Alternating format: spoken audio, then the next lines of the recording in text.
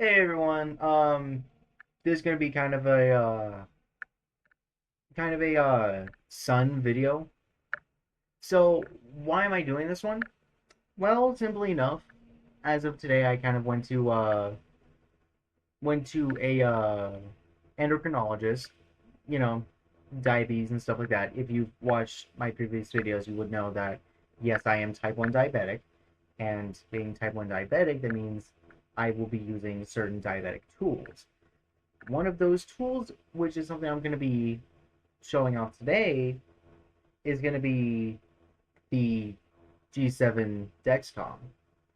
Um, I'm familiar with the Dexcom products. I used the G6 for a while. The reason why I haven't been using it recently was because I just I haven't had a transmitter to actually be able to use for a while, so I haven't really been able to use the product too well. But that's a completely different topic. So, um, how am I what am I going to be doing in this video? Well, simply enough, I'm going to be going ahead and opening this up, kind of checking everything with it, putting on the Dexcom. I'll be going ahead and screenshotting some stuff that to go along with the process, so I can go ahead and give you some visual representation. And then after I get it on, I'll go ahead and do a jump cut to when it's ready, and then I'm going to go ahead and calibrate it so you can know so you can see and visualize what that would look like. I haven't really seen much people do content regarding uh, medical stuff like this, so there was one person I saw, but I I'll be honest, I can't even remember what the channel was that did it. Um, the girl who made it did seem pretty sweet though, so hopefully I can do something similar like that. Okay. So from looking at the outside, you can I'm gonna be honest, I never actually like take a look at these. So you have the base image of what the transmitter will look like. Um you have some numbers on the side. Uh and yeah, let's go ahead and open it up.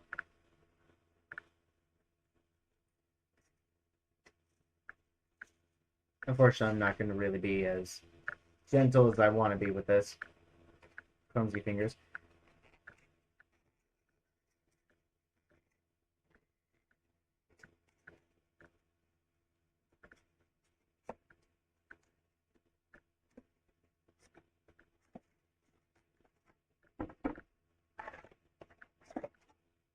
Now, I'm familiar with the G6, and for those who don't know, I'll go ahead and put up a screenshot of what it looks like. Like, kind of looks like the what is it called, the Slave One?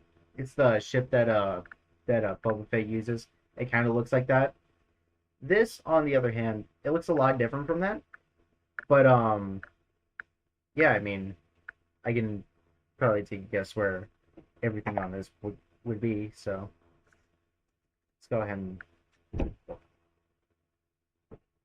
came with the overpatch, so something to keep it stuck to the skin. I don't know if I'll be using this, but that's just because I never really used the overpatch anyways. Whether it have been for the G6 or for the Omnipod stuff, because I did like using the pump, and I'm gonna be getting back on that too. So there's that. I have to cut some of this out. Take way too long.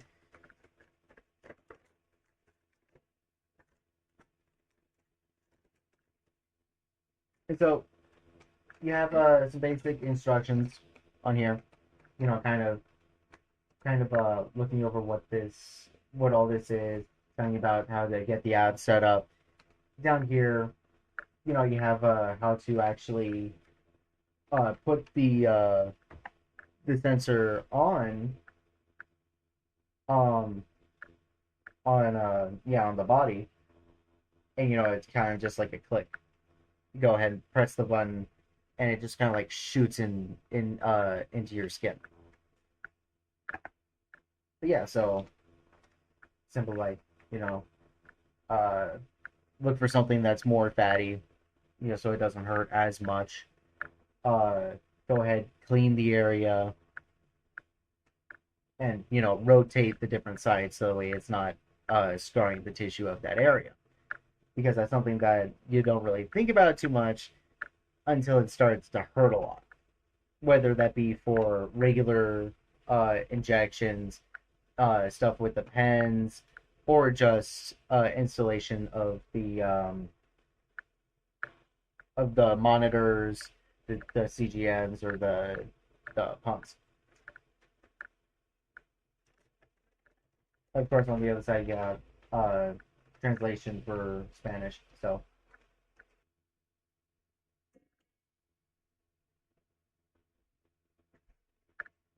there, I might as well get myself a little bit cleaned up too.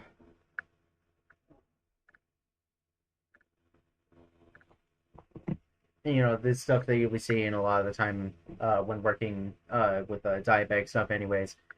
Alcohol wipes and to clean up the area. Okay, so overlook how the G7 works. In the box, you'll find an applicator and over patch in the sensor box.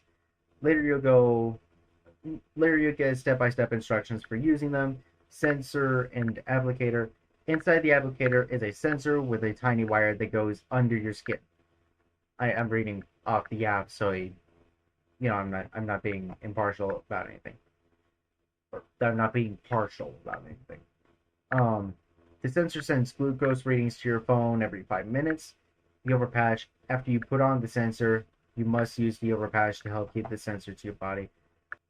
Um, and it turns out, on the applicator itself, there's a QR code that you must scan through the Dexcom app. Let me see, maybe if yeah, you can see it a little bit better. But it's basically got connects the sensor and the transmitter to the phone first. So there's that. Okay, scanning it now.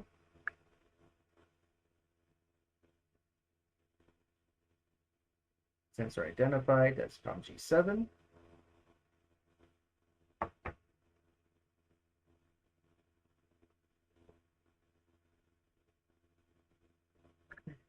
This is going to take a little bit, so I'll go ahead and cut. It's when I could go ahead and continue. So, okay. Viewing the text version regarding the overview, you have the sensory readings. There's the number in the arrow. The number in the circle is the most recent sensor reading, and it updates about every 5 minutes. The trend arrow, it's the arrow that goes this way. Um, it tells you basically where your blood sugar is going. If it's double arrowed, either top or bottom, that means it is more so shooting in either direction. And remember, it is always better to be going higher than it is lower, because you can always, and it does sound dangerous me saying this, but it's always better to go up than it is to go low. Regular rise and falling, it's just the one arrow. It just means that your blood sugar is increasing or decreasing. Now, if the arrow is slanted, so this is the normal, this is going up, this is going down. If it goes either these directions, it means that it's that's not really going up or down in any kind of fast trajectory. You won't be shooting past 300 in a matter of 30 minutes. You're going to be more so going from like 120 to 154. Of course, straight line means it's steady. It's not going to be really jumping up. And if there's no arrow, that means, well, there's not really going to be any trend going on, period. You're just kind of at that point. Um, the trend graph, um, it kind of gives you a visual representation of where your blood sugar is going and where it has been on kind of like a time graph like scale. It shows the recent sensor readings, like I said, in a graph. Your most recent sensor readings will be here. The white dot on the far right will be the most recent. The black dots to the left would be where your blood sugar has been within the last 3 hours of that reading.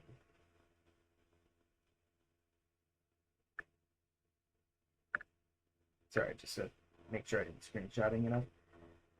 Um, in the app, regarding the sensory readings, you'll see it reading and the trend arrow and the graph. So basically, it'll be the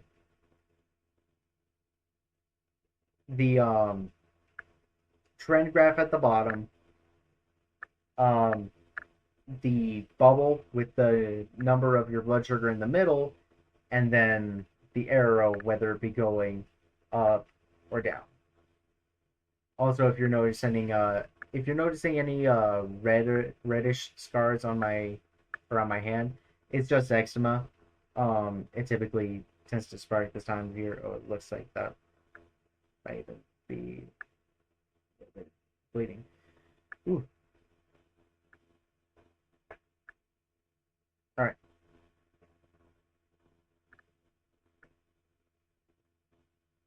Now, talking about alerts.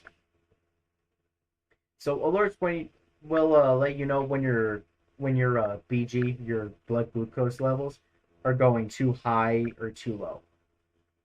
The yellow line on the graph shows your high alert setting, and the red line shows the low alert. Um, these are adjustable in the app, so each one kind of depends on what the user would consider high, but a good representation would be about 250 being high and about 70 being too low. Although, again, that is adjustable. If you like to keep your numbers at about 90, then maybe 60 is more allowed. And maybe if you want to make sure that you do not let your BG spike too high, maybe you go ahead and pin it at about 200 or 180 or something. Um, colors. The graph and the sensor reading background um, will turn different colors depending on where your blood sugar is. So, like I said, for the different lines on the graph, if it's above the yellow line, above 250 or whatever you set it as, it will turn yellow. And if it goes below the 70 or 60 or what have you, it will turn red.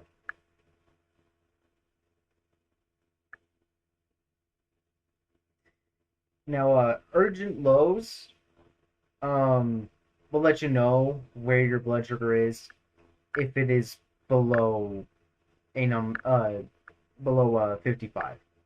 Basically, it means you are getting into dangerous territory and you need to start taking care of yourself to make sure that you can bounce back before something happens.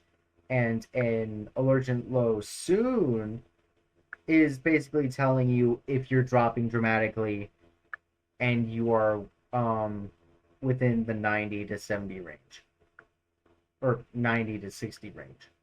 So the way it can let you know to prepare because yeah, you are dropping and you are gonna bottom out if you do not take care of yourself soon. Um, and it gives you a little graph on where you could go to go ahead and customize that. In the profile settings under the alert category. Going into calibrating and using a BGM. Um, sorry, did I say CGM earlier? I meant BGM. Sorry. Um, basically, blood glucose meter. It's the stuff that you go ahead and use manually. It is this little device right here. Um, basically, it allows you to go ahead and measure your BG um manually. So while I am putting on the sensor, I will need to at times use the BGM to go ahead and either correct and calibrate the sensor or to gain information that maybe the sensor can't give me.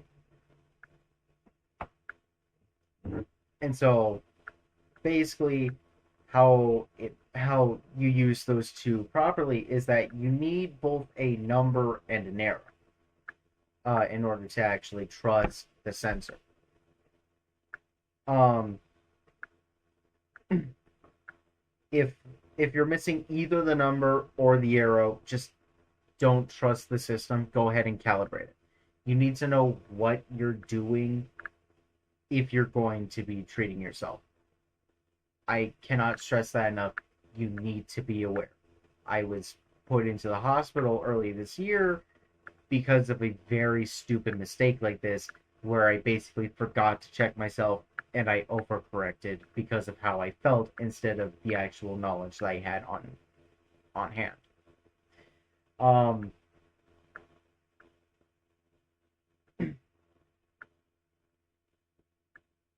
wash your hands, use alcohol wipes, make sure that the area is clean when you go ahead and check yourself.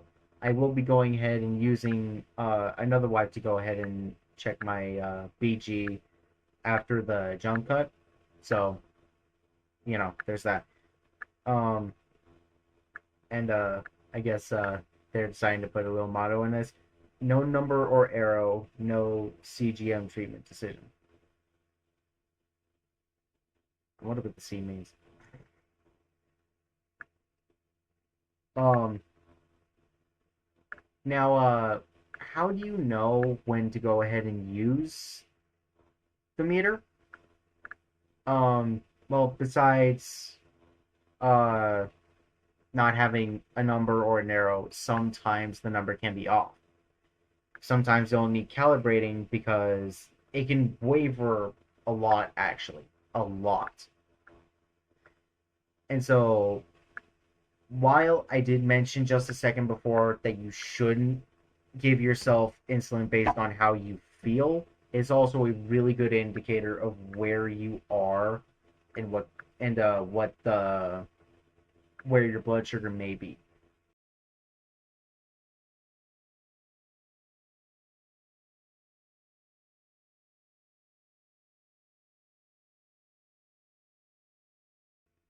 Okay,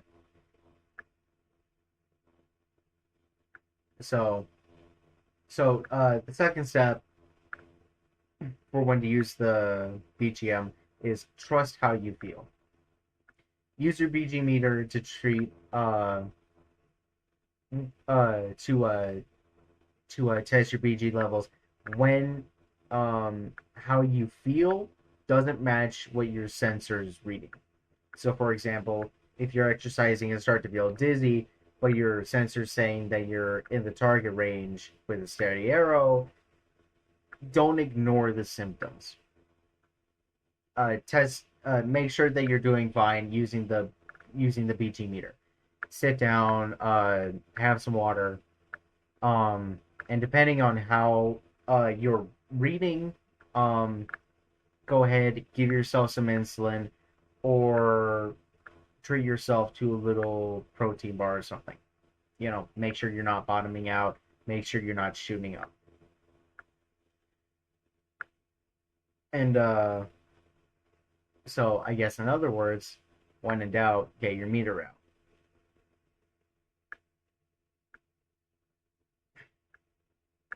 All right. Um, so yeah, there's information on that. That's basically when and how you go ahead and use the BG meter. And then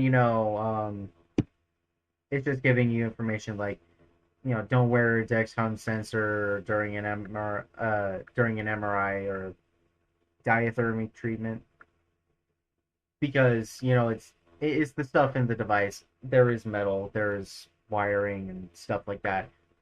Um, the outside itself is plastic, but it's the inside. It's the components inside the device that are still going to be a threat to you.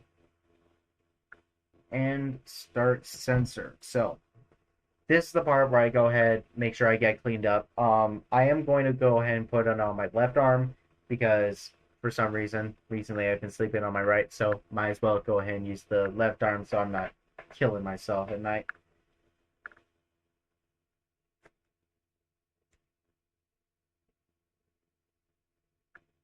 Typically, where you should be putting the sensor is in a fatty area. Um, just because I feel like that's the least sensitive type of place. You can do it on your arms, your stomach, your legs, and like above just above the backside. I don't really want to use the word butt because that just kind of sounds a bit childish, but it's that. Guess you gotta unscrew the cap. Don't touch the needle inside the applicator.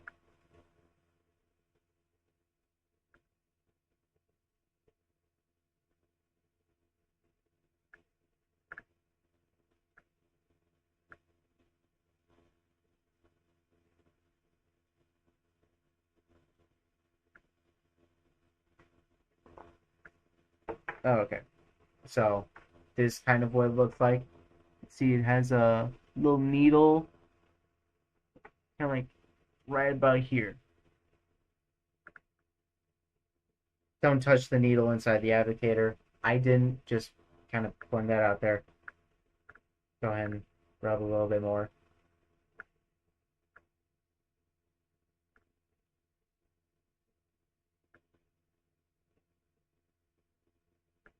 Um,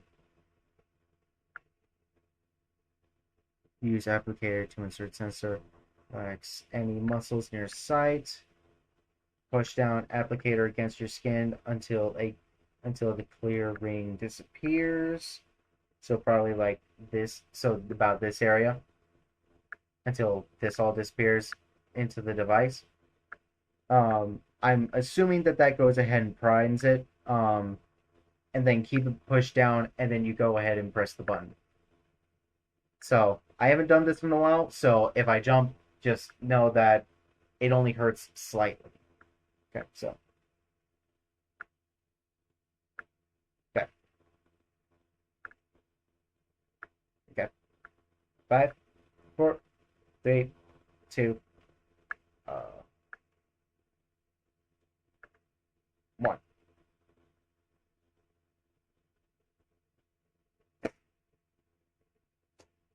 And didn't even feel it. Okay, I mean now I'm feeling it. So yeah, it's actually pretty small. Like the one for the G6 is actually a bit bigger, and it kind of has like a teardrop shape. This one's much more circular. Yeah, that's actually like hardly even as intrusive as the other one. Um, and um make sure that it's secure. Press the top of the sensor for about 10 seconds. Make sure it's stuck there. Mind you, this thing is supposed this lasts for about 10 days, or at least the G6 did. Um, but yeah, you have 10 days of having this uh and a tiny needle kind of just sitting in your arm. So insert sensor, apply overpatch. You must apply the overpatch to keep the sensor on the body. It's bundled in the instructions sensor box. Carefully pull apart clear liners without touching the white adhesive. Um, leave the colored liner for now. Well, I kind of screwed that up, so I'll basically go ahead and use the.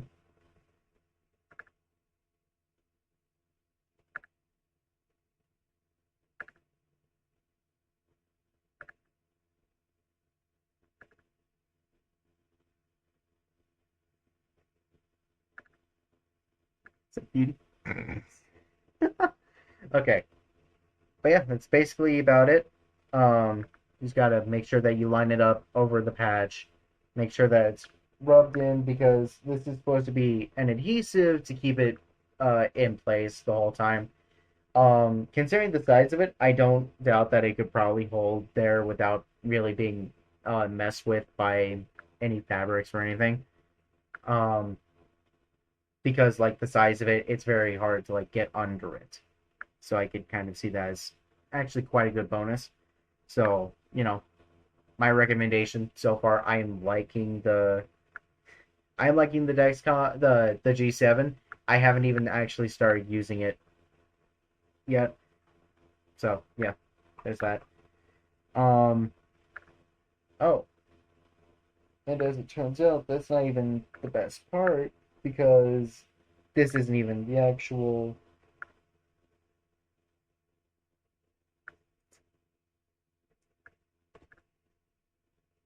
That's just meant to cover the patch itself. So yeah, there's that. I have it on. Um, the longer you keep the patch dry and sweat free in the first 12 hours, the longer it will stick to your skin. When it gets wet, gently pat it dry as soon as you can. If it peels off your skin, trim the peeled parts and put on medical tape. Yeah, it's just meant to keep it in place.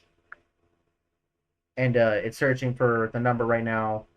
You can always keep it within.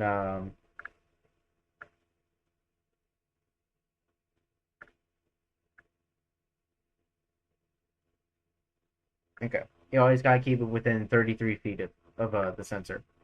Screw the cap back on the applicator. After your sensor session has ended, throughout the applicator following local guidelines. So make sure it's disposed of in proper containers, so the way it doesn't risk getting into the hands of people um, who could potentially get hurt. It is technically a biohazard. A biohazard. And so your sensor is now warming up. No readings or alerts until the warm up is ended. Um, so turns out I won't be waiting 2 hours like the G6 was. I will be waiting only 23 minutes. So I will go ahead and get back to you on that when that happens. Okay.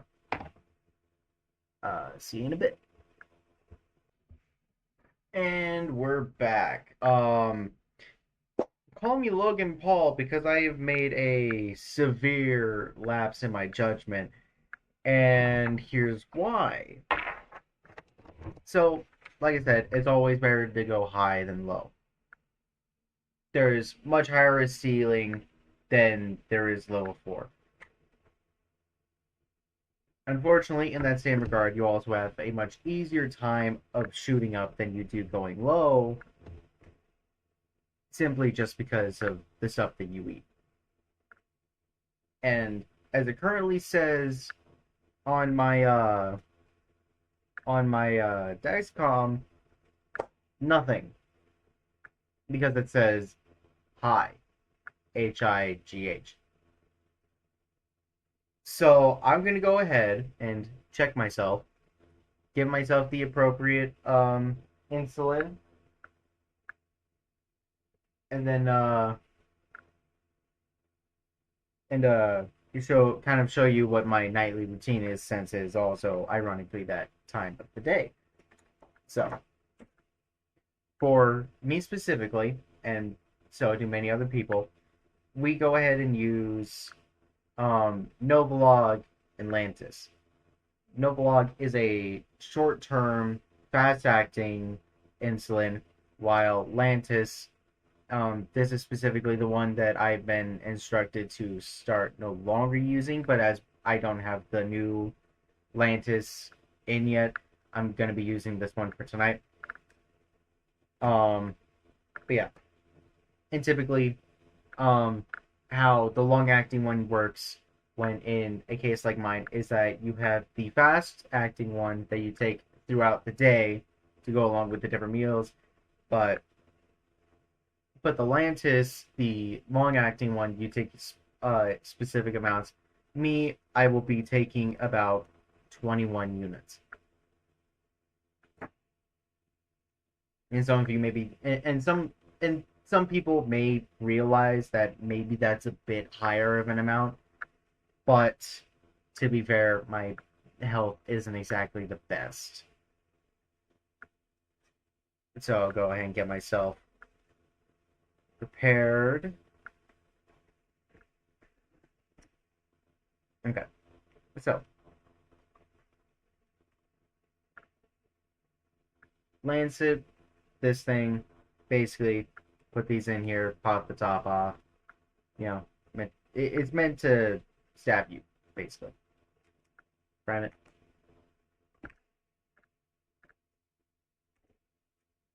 And of course, this is the actual strip that goes into the CGM. So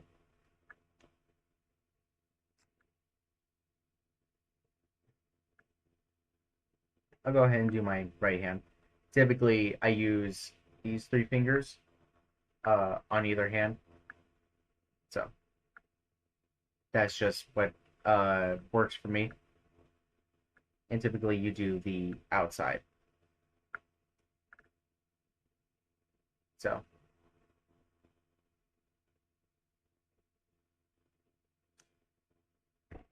YouTube probably won't like me showing off my blood, so I'll go ahead and just kind of keep that off camera a little bit.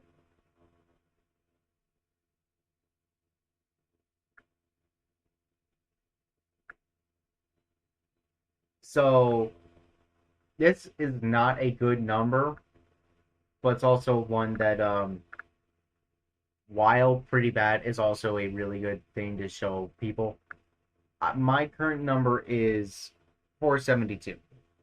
This is a pretty big number. You should not try to reach these numbers.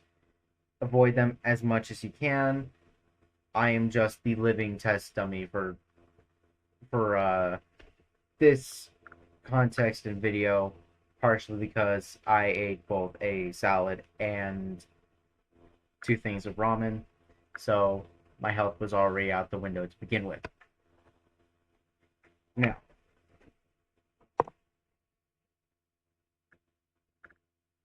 Now, basically, what I do for this, when taking into account the fast acting, is I pump in the numbers into a calculator app, minus the target range that I want to go for. So let's say I want to go for 90. That number will drop to, 382. And then I will go ahead and divide that by the correction value, which would be 12. This is a lot of information, and it's information very specific to me. Of course, someone who is maybe more in the honeymoon phase of diabetes will try to strive for 120. and we'll probably have a much higher correction value, which actually drops the amount of units that you'll be taking by a lot. So in my case, unfortunately, my correction value was pretty low, but that's also because I am not in the best medical case. So with my correction value being 12 and the target range being 90, I will be giving myself about 32 units because you always round up. So I'll go ahead and just do, let's say, my stomach. I'm not going to be showing it. It's just for me. But basically how I do it is that I have rings. Because you want to keep it around an inch or two away from the belly button. That's typically where it goes when you're trying to do injections. So I will go ahead and do the Novolog, the fast acting on the left side. Injecting now.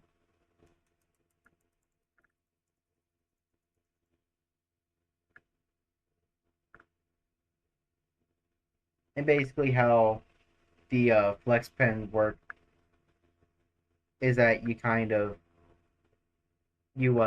crank the top by whatever value you want. So for this one, let's say 20, and then you kind of press down on this. So just kind of, what would it be? Unpriming it, unarming, something like that. And of course, you don't want to use the same thing for different medicine. So always got yourself a different one. And the same thing goes for the flex pen for the Lantis, is that crank it up to the value that you want it, to the amount of units that you're going to be giving yourself, and then you go ahead and inject. So hopefully, assuming that I go ahead and keep up tonight, because you do want to be keeping track of of your blood sugar, especially if you're correcting in some fashion.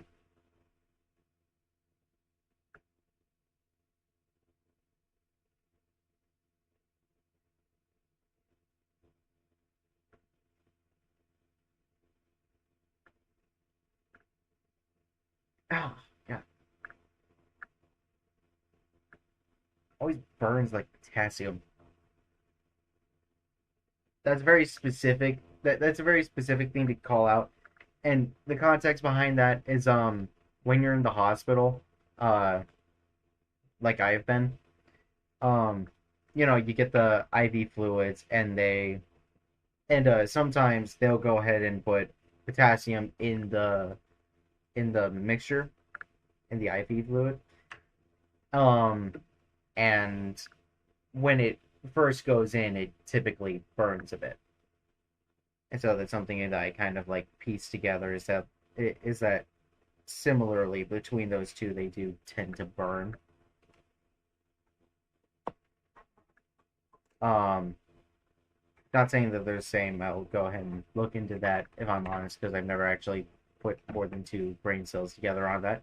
But that's basically how my night goes. At at about 9 p.m., go ahead, check myself, give myself the required doses of each, and depending on what my blood sugar is, um, I will go ahead and check myself in half an hour to an hour down the line to make sure I keep updating myself, making sure that it keeps going back down.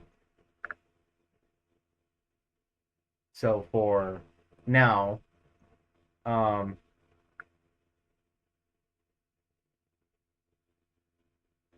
now let's see.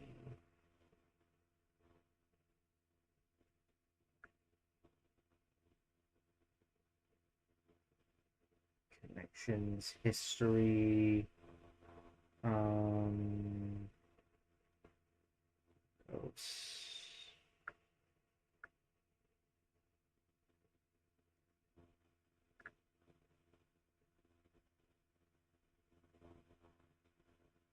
Um, so for now, um,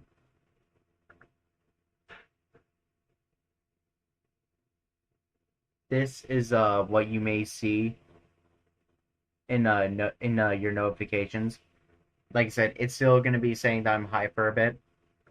Um, and this is kind of what it looks like in the app.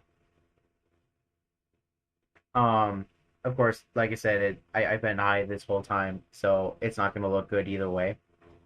So, but yeah, for now, it's above the normal range. It's above 250. The thing itself is in the yellow. Don't um trust it when it's like that. Um, and let's see, is there a way that I could go ahead and calibrate this?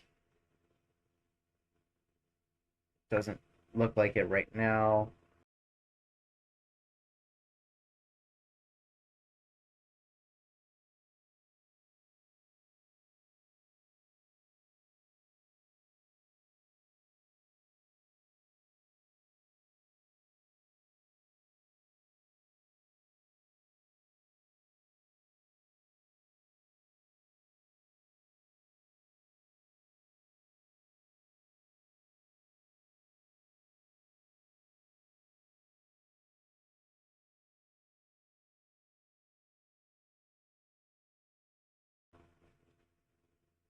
Um,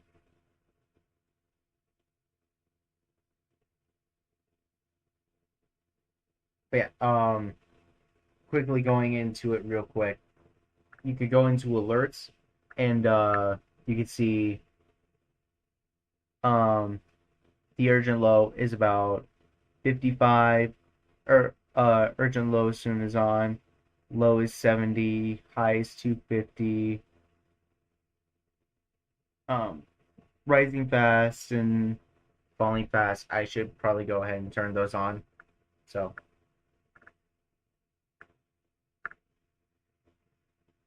but yeah, that's essentially about um all that I wanted to go ahead and discuss. I am almost done with the Mr. Freeze concept redesign. I think I'm pretty proud of where I put the story concept ideas in for that. Is going to be a bit melancholic, so just pointing that out there. Yeah, look forward to that. But that's all I gotta say. I hope you enjoy your day. And this has been your man of the hour, Rain Power. See y'all.